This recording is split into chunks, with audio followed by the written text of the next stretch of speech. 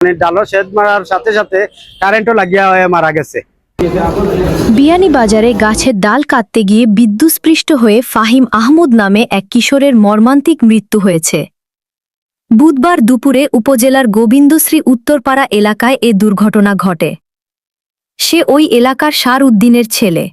স্থানীয়রা জানান, গাছে উঠে ডাল কাটার সময় অসাবধানতাবশত বিদ্যুতের তারের সংস্পর্শে এসে ফাহিম বিদ্যুৎস্পৃষ্ট হয়। আমি কুড়ারবাজার ইউনিয়ন 2 নং ওয়ার্ডের ইউপি সদস্য কামাল উদ্দিন। আমার গ্রামে আজকে একটা অনাকাঙ্ক্ষিত ঘটনা ঘটে গেছে।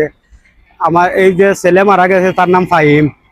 কারেন্টর সাথে গাছ কাটাত লাগিয়া গাছের ডাল কারেন্টর সাথে মানে পরে তাকে উদ্ধার করে বিয়ানীবাজার উপজেলা স্বাস্থ্য কমপ্লেক্সে নেওয়া হলে কর্তব্যরত চিকিৎসক মৃত ঘোষণা করেন।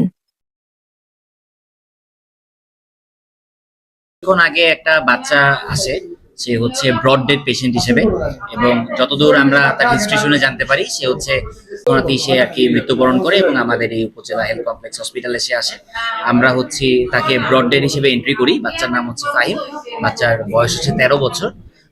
তার বাবা হচ্ছে সাদ খুব সম্ভবত, এবং তাকে ফাহিম যে মৃত বাচ্চা ছিল তাকে তার চাচাতো ভাই নিয়ে আসে।